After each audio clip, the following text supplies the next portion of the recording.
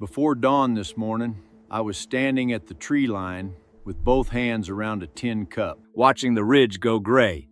No wind yet, the kind of quiet that means something's coming. I had a small ball of pine pitch in my shirt pocket. Worth more to me out here than any fire starter kit money can buy. I've spent enough years in these mountains to know. The skills most people have never heard of are the ones that keep you alive when gear fails. Number 6 on this list will completely change how you think about finding water in winter. And number 2, that's the one my grandfather made me practice until my hands knew it before my brain did. If you want to know which 10 skills cost nothing, weigh nothing, and never run out of battery, subscribe and stay with me. Let's count them down. Subscribe and stay with me.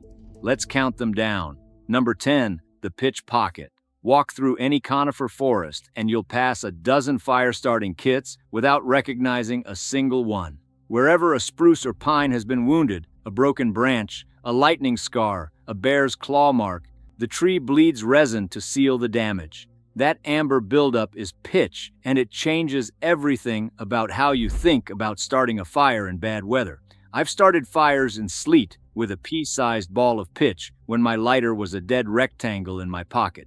The stuff lights from a single spark even when it's damp because the volatiles in pine resin ignite at low temperature. Roll a small piece between your fingers, set it in your tinder bundle, and you've got a flame that wet wood can actually catch from. Same pitch seals a small cut in a pinch, waterproofs a leather seam, and bonds a cracked tool handle while you figure out a better fix. Mountain men scraped it into tins and carried it the way modern hikers carry waterproof matches. Except pitch doesn't expire, doesn't care about cold, and the forest restocks it for free. The tree already did the work. You just had to notice it. Knowing what the forest offers is half the equation. Knowing how to move through it without missing what it's telling you, that's the other half. Number 9, the still hunt. Modern hikers move at 3 miles an hour, checking their GPS every quarter mile. I understand it. Trail maps feel like control. The problem is that speed and a screen cut you off from everything the terrain is trying to say. Old-timers in these mountains called it still hunting. Take 3 steps, stop, and spend 30 seconds doing nothing but looking and listening. Not resting, reading. You'll spot the game trail angling downhill toward the sound of water you can't see yet. You'll feel the air change at a draw before you step into terrain that can hold you wrong. You'll notice the silence when birds go quiet before a weather shift, or the track patterns that tell you something large passed through within the hour. I was on a switchback last winter and stopped just long enough to catch a subtle hollow in the snow, the edge of a cornice I'd have walked straight off at hiking pace. My grandfather said the land will tell you everything. If you're moving, you can't hear it. GPS tells you where you are on a map. Still hunting tells you what's actually there. The fastest man in the woods isn't the one who gets out first. He's the one who gets lost first. Number 8, the smoke clock. Most people read smoke for wind direction. That's it. Direction is useful, but it's the least interesting thing fire smoke tells you. Watch what the smoke does vertically. When it rises in a tight, straight column and disperses high up, pressure is stable and the weather will hold. When it flattens and spreads out low, pressure is dropping. A front is moving in, usually within 6 to 12 hours. When it falls into hollows and creek bottoms at evening, cold air is settling and the overnight temperature will crash. That last one has saved me from waking up in conditions I wasn't dressed for.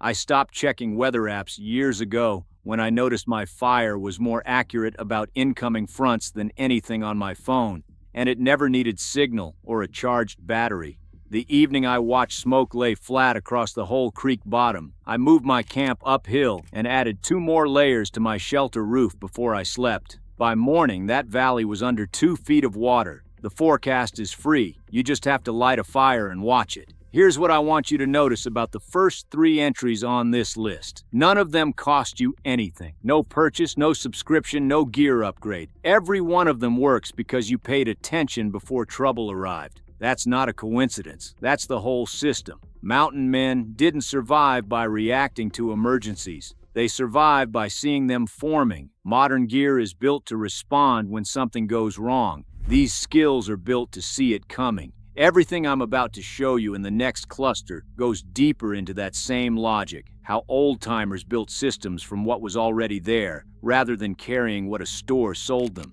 Number 7. The Wicking wrap. The modern outdoor industry will tell you cotton kills and sell you a synthetic base layer at $200. That's not entirely wrong about cotton, but it misses what the old solution actually was. Mountain men didn't wear polyester. They worked in wool and wore it in ways most people have forgotten. Wool holds roughly 80% of its insulating capacity even when it's soaked. That alone makes it worth understanding. But the specific trick was in how it was worn. Tight strips of wool blanket wrapped from ankle upward, covering the wrists, the lower legs, and layered across the torso core. Those are the body's primary heat loss radiators. Seal them, and you extend cold weather endurance dramatically. I've worked a full January morning in single-digit temperatures with nothing but a wool shirt and a strip of old blanket wrapped around my boots, and stayed warmer than men in gear that cost 10 times what I own. The sheep figured out weatherproofing long before Patagonia did. A torn synthetic jacket is garbage. A torn wool blanket is still a wool blanket. Strip it, wrap it, and keep working. Number 6. The seep hole. I promised you this one would change how you think about winter water, and I meant it. Most people assume mountain water means a stream or a river. In deep winter, those freeze. Filtration systems don't help you when the source is locked under 18 inches of ice. What mountain men knew, and what deer have always known, is that hillside seeps rarely freeze solid. Water bleeding slowly through soil layers moves too continuously to ice over completely, and the ground itself acts as a filter. Finding a seep means reading the slope.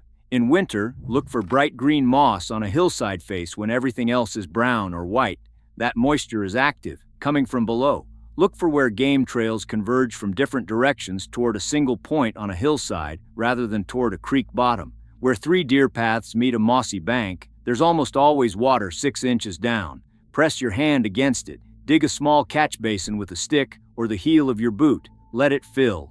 I found clean water in January when every creek within a mile was locked under ice, just by watching where the deer trails crossed. The deer knew where the water was. I just had to think like a deer. Number 5, the rawhide repair. A cracked axe handle in the backcountry is a serious problem if you've never heard of green rawhide. If you have, it's a morning's work.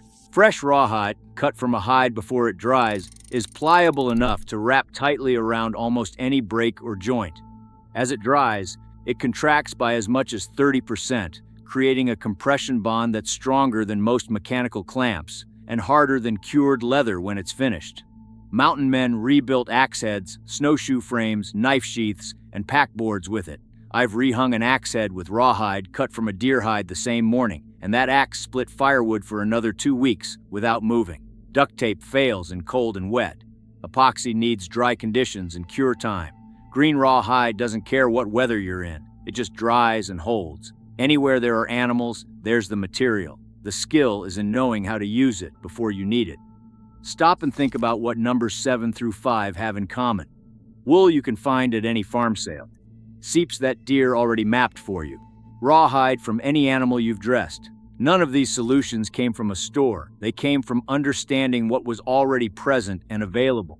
The mountain man's kit was mostly knowledge about his environment. Modern survival gear assumes supply chains behind it, a store to resupply from, a signal to call on, a battery to replace. These skills assume nothing except what's around you. Number 4, the high camp rule. There's a reason old-timers didn't camp at the creek and didn't camp on the ridge. Both will hurt you, just differently. Creek bottoms collect cold air overnight. Temperatures there can run 10 degrees colder than the hillside 50 feet above. They flood with almost no warning after upstream rain. They concentrate predator and animal traffic because everyone needs water. Ridgelines expose you to wind, lightning, and direct weather without buffer. The right place, the place mountain men return to again and again, is the transition zone just below the tree line. Shelter from above, sight lines across the slope below, natural air drainage that keeps frost from pooling, fast exit in any direction. I've woken up on that hillside band, dry and warm, while watching fog fill the creek valley below me to the treetops. I'd heard water rushing down there by morning where tents would have been. Comfort tonight can kill you by morning. Position first. Number 3, the leave sign rule. Navigation failure doesn't begin when you're lost. It begins the moment you entered unfamiliar terrain without marking your passage. Mountain men scored bark, bent branches, displaced rocks, and stacked cairns as they moved, not decoratively, but systematically. A mark every 50 feet, made at the same height on the same side of every tree, creates a returnable trail readable from both directions, in fog, in dark, or by feel alone, if visibility goes to zero. I was taught, mark before you need to find your way back, not after you already are. I've moved through dense hemlock in near whiteout, using nothing but the touch of my knife marks on the left side of each trunk to walk myself back to camp. GPS needs a battery and a signal. This needs a knife and the habit of doing it before you think you need to. Every skill I've shown you tonight lives or dies on a single thing. Whether you were thinking ahead, not reacting, not recovering, thinking ahead, that is not a technique. That is a discipline. It's the thing that made these old skills work, and it's the thing that's hardest to buy. Numbers 2 and 1 sound like the simplest entries on this list. They are the hardest. Number 2, the patience cut. My grandfather handed me a belt knife when I was young and told me not to pick up another cutting tool until I'd learned everything that one could do. It took me a summer to stop arguing with him in my head. A quality fixed blade 4 to 6 inches long, used correctly, can split kindling through batoning, setting the blade on the wood and driving it with a branch mallet. It notches trap triggers, draws shavings for friction fire tinder, shapes shelter stakes, dresses game, processes food, and with careful work can fell small trees. Every one of those tasks is something modern outdoor prep assigns to a separate tool. Modern kits accumulate. A saw for this, a hatchet for that, a folding tool for the next thing. Lose the saw and you have no saw. Lose the one knife you actually know, and you have nothing, but master a single blade and you carry a whole workshop. I've knelt beside a fallen birch and batoned camp stove-sized firewood for an hour with nothing but my belt knife and a hardwood branch. Tools don't fail you. The missing skill does. Number 1, the first read. Every entry on this list, the pitch, the still movement, the smoke, the seep, the rawhide, the camp position, the leave signs, the single blade, every one of them works better or worse depending on one thing you do before you do anything else. Mountain men called it different things in different places. I just call it the first read. When you arrive anywhere unfamiliar, before you unpack, before you light a fire, before you make a single decision, you stop. 5 to 10 minutes of nothing but looking, listening, and smelling. You find where the wind is actually coming from. You notice how the smoke from your fire is moving. You read the slope for seep signs. You identify the pitch trees before you need them. You pick your camp before you're too tired to think. You mark the trail before you're turned around. Everything I've shown you tonight is activated by that moment of intentional attention before action. Every time I've been in real trouble up here, I can trace it back to skipping the first read, moving too fast, assuming, unpacking before looking. Every time I've come out ahead, I can trace it back to doing it. Modern gear is built to answer emergencies. The first read is built to prevent them. This morning, before first light, I was standing at that tree line with a tin cup and a piece of pitch in my pocket, just watching the ridge go gray. That was the first read. Everything that kept me right today started in those quiet minutes before I moved. What's been lost isn't a tool, it's the discipline of attention. This week, don't buy anything. Instead, go somewhere unfamiliar. Stop for 10 minutes when you arrive and just look. That's where all of this begins. Tell me below, which one of these skills have you already used? Or which one do you wish you'd known before you actually needed it? Knowledge weighs nothing, needs no charging, and doesn't go obsolete when the power goes out.